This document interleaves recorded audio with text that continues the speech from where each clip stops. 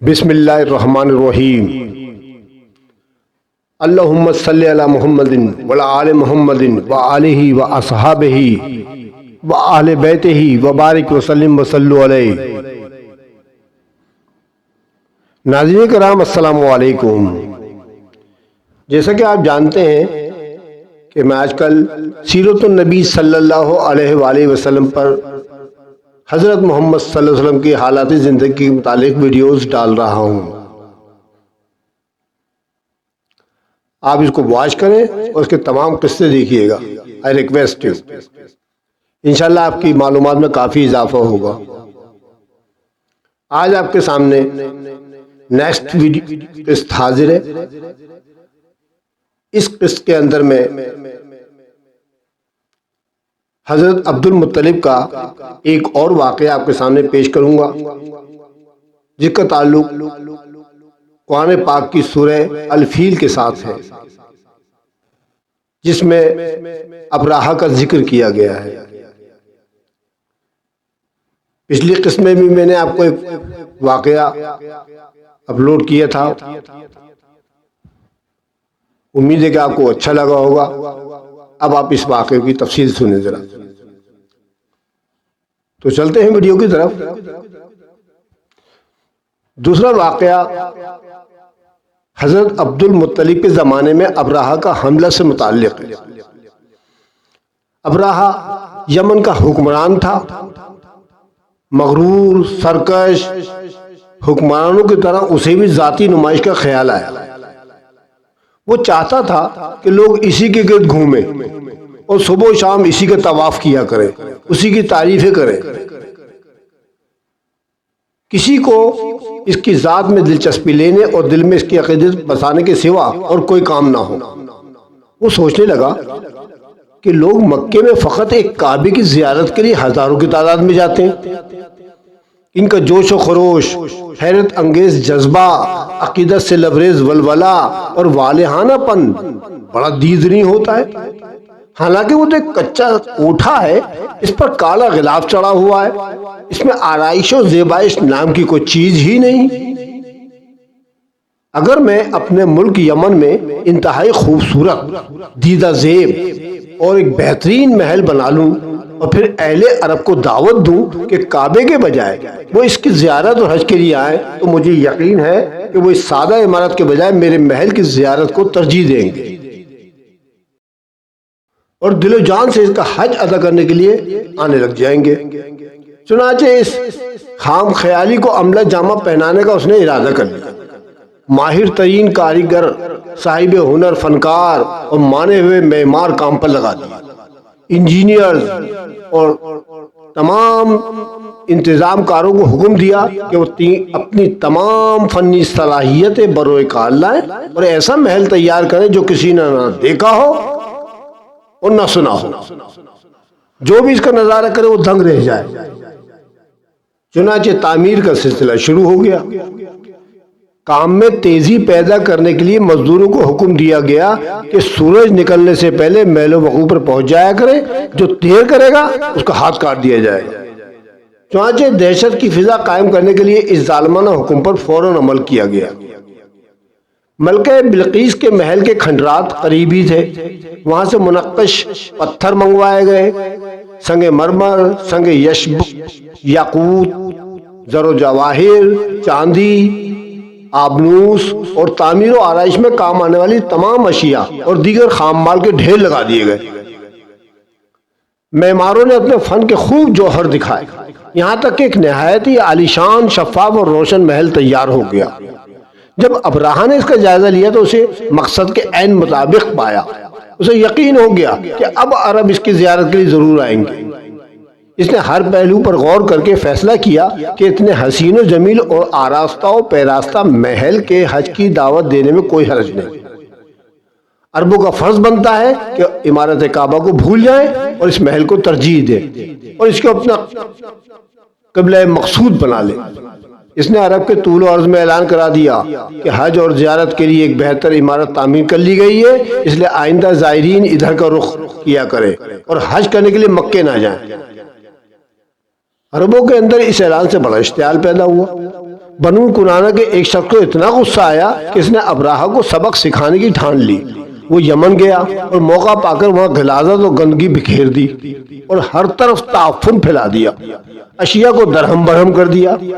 جب ابراہہ کو پتہ چلا کہ ایک عربی باشندے نے اس کے محل کی توہین کی ہے تو وہ آگ بگولا ہو گیا۔ اشتعال میں آ کر اس نے قسم کھا لی کہ وہ بھی اس گھر کی یعنی خانہ کعبہ کی اسی طرح بے حرمتی کرے گا جس طرح اس کے محل کی گئی ہے اور اسے منہدم کر دے گا۔ اس نے 60,000 فوج کو تیار ہونے کا حکم دے دیا۔ جب حضرت عبد المطلب کو علم ہوا کہ ابراہہ آ رہا ہے اور اس کے عزائم بڑے خطرناک ہیں تو وہ بہت فکر مند ہوئے، لیکن اطمینان تھا کہ اللہ تعالیٰ ضرور مدد فرمائے گا۔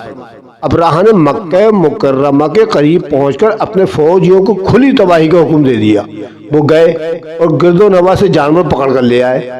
ان میں حضرت عبد المطلب کے 200 اونٹ بھی تھے۔ ابراہہ نے اپنے ایک امیر حناطہ کو بھیجا کہ وہ امیر عرب یعنی عبد المطلب سے جا کر ملے اور بتائے کہ میں تمہارے ساتھ جنگ کرنے کے لیے نہیں آیا، میرا مقصد فقط اس گھر کو یعنی خانہ کعبہ کو گرانا ہے۔ اگر تم مجھ سے کوئی تعارض نہ کرو تو مجھے تمہارے خون بہانے سے کوئی دلچسپی نہیں۔ حناطہ بڑی ترنگ میں مکے کی طرف آیا۔ اسے نشہ تھا کہ وہ ایک عظیم فوج کا مالک اور یمن کے تاجدار کا نمائندہ ہے، مگر جب وہ حضرت عبد المطلب کے سامنے پہنچا تو ان کے نورانی اور ضیابار چہرے پر نظر پڑتے ہی ساری شیخی بھول گیا۔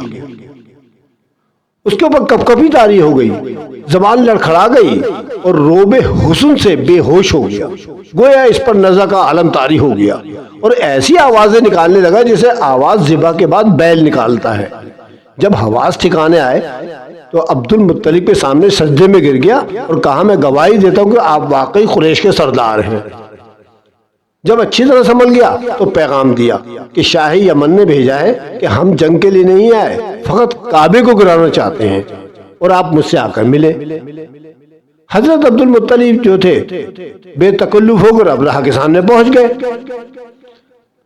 ان کے حسن کو دیکھ کر ابراہہ بھی متاثر ہو گیا، عزت و تکریم سے پیش آیا اور گوارا نہ کیا کہ وہ دوسرے لوگوں کی طرح انہیں نیچے بٹھائے، لیکن یہ بھی گوارا نہ تھا کہ وہ اس کے برابر تخت پر بیٹھے، اس لیے خود نیچے اتر کر آپ کے پاس قالین پر بیٹھ گیا۔ اس نے حضرت عبد المطلب سے کہا فرمائیے کس مقصد کے لیے تشریف لائے ہیں؟ آپ نے فرمایا تمہارے فوجی میرے اونٹ ہانک کر لے آئے ہیں، وہ واپس کر دو۔ ابراہہ تو حیران رہ گیا اور حیرت سے بولا میں تو آپ کی شخصیت و وجاہت سے بے حد متاثر ہوا تھا، مگر آپ کی بات سن کر تو میری ساری عقیدت ہی ختم ہو گئی۔ آپ نہیں جانتے کہ میں آپ کی عقیدتوں کے مرکز کعبہ کو ڈھانے کے لیے آیا ہوں اور آپ کو 200 اونٹوں کی پڑی ہے۔ چاہیے تو یہ تھا کہ آپ کعبے کے موضوع پر مذاکرات کرتے، مگر اونٹوں کو بیچ میں لا کر آپ نے انتہائی گری ہوئی بات کا ثبوت دیا ہے۔ حضرت عبد المطلب مسکرائے اور فرمایا تم یہ راز نہیں سمجھ سکو گے، میں تو فقط اونٹوں کا مالک ہوں، اس لیے ان کی سلامتی چاہتا ہوں۔ کعبے کا مالک اور ہے جو خود اس کی حفاظت کر لے گا اور تجھے بھی پتہ چل جائے گا۔ ابراہہ کو واقعی کچھ نہ پتہ چلا، وہ اس معنی خیز جواب کو نہ سمجھ سکا، البتہ اس نے عبد المطلب کے اونٹ واپس کر دیے۔ عبد المطلب نے مکے آ کر اپنے عوام کو حکم دیا کہ وہ گھر بار چھوڑ دیں اور پہاڑوں پر نکل جائیں۔